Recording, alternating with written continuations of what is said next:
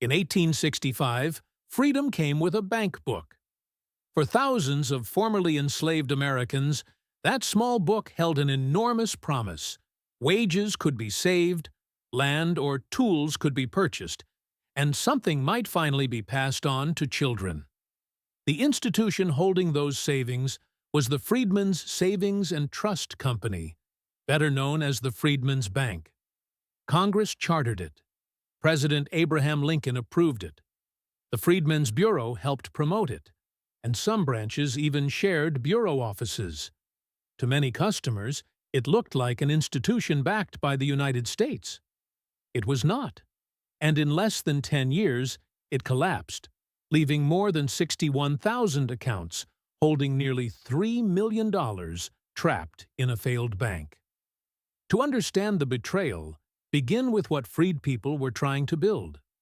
Slavery had denied them wages and legal control over property. Emancipation did not generally provide land or compensation. The transition to wage labor, tenancy, and sharecropping was contested and unequal, while black codes and racial violence narrowed the meaning of freedom. Economic security had to be assembled dollar by dollar. Black soldiers had already shown the demand for safe savings institutions during the Civil War. Military savings banks in Beaufort, South Carolina, and Norfolk, Virginia, held soldiers' pay. By January 1866, their assets had been transferred to the new company. Lincoln approved the Freedmen's Bank Charter on March 3, 1865. Its original rules were conservative. Apart from operating reserves, deposits were to be invested in United States stocks, bonds, treasury notes, or other federal securities. The bank could hold people's savings, but it was not supposed to gamble with them. The institution expanded rapidly, reaching about 37 branches in 17 states and Washington, D.C. Over its 9-year life, more than 70,000 people opened and closed accounts, and cumulative deposits exceeded $57 million.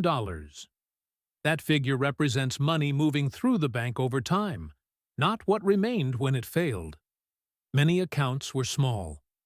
Depositors included formerly enslaved people, black veterans, families, laborers, farmers, domestic workers, churches, schools, charities, civic groups, and black businesses. Not every customer was black, but black depositors supplied the institution's central purpose and ultimately bore a disproportionate share of its losses. The records reveal how much trust people placed in it. Clerks often recorded depositors' ages, birthplaces, occupations, spouses, children, parents, siblings, and signatures. Some entries even named former enslavers or plantations. Surviving registers from 29 branches are now invaluable records of families rebuilding after slavery. At the time, those details helped identify depositors and their heirs. They also documented a population asserting family ties, paid work, and ownership in a country that had recently denied all three. But the bank's public image concealed a dangerous distinction. It was a private corporation with a federal charter, not a federal bank.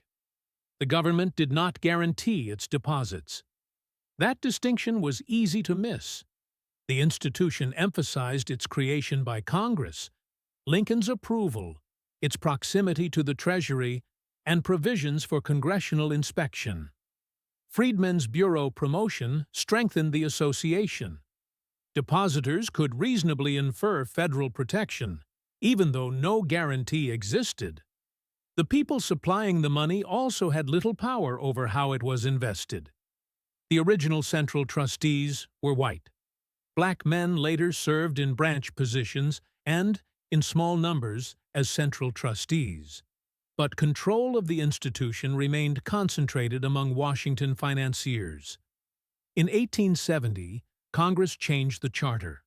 As much as half of deposits could now be lent on real estate mortgages meeting specified safeguards. The amendment did not authorize unsecured insider loans, but weak governance and episodic congressional oversight allowed managers to stretch or violate the rules through speculative, conflicted, and inadequately secured transactions. Henry D. Cook served on the bank's finance committee while also working in his family's banking interests. Federal histories describe Freedman's bank assets being used to benefit those interests.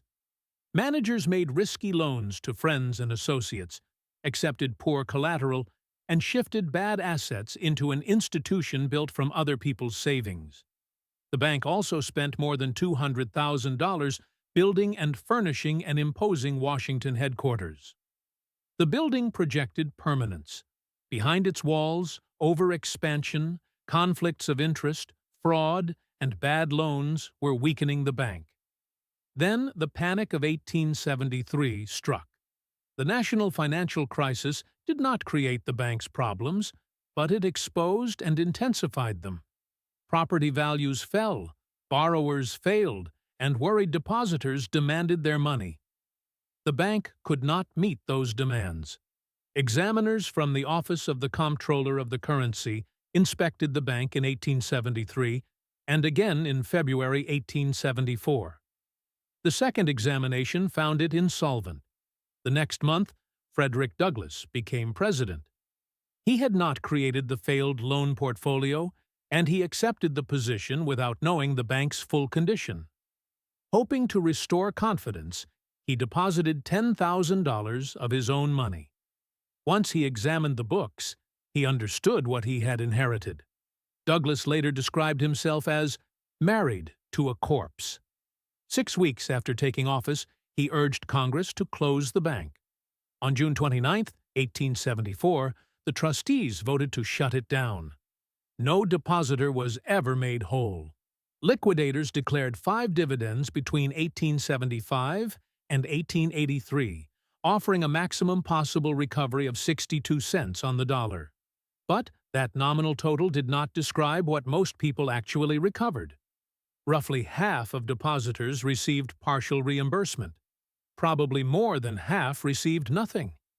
The process itself created barriers. Claimants without passbooks faced questionnaires checked against signature records. Heirs needed notarized affidavits. Poverty, illiteracy, migration, death, missing documents, and poor communication all made collection harder. The first dividend reached nearly 30,000 depositors. The last reached fewer than 19,000. The final official report did not appear until 1920. The collapse was more than a story of private corruption. Congress created the bank, loosened its investment rules, and failed to supervise it effectively. The institution borrowed the appearance of federal authority to gain trust, while the federal government offered no protection when that trust was abused. The loss fell hardest on people least able to absorb it. Money intended for land, education, business, community work, or old age disappeared. The failure also deepened distrust of banks during a period when Black Americans faced coercive labor systems, racial violence, and a retreat from federal protection. The original headquarters was later demolished.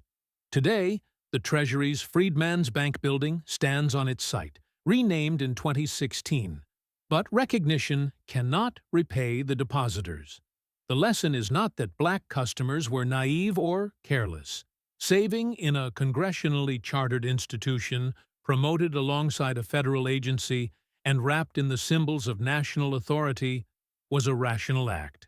The failure belonged to the officials who controlled the money, abused the rules, and left depositors to carry the loss.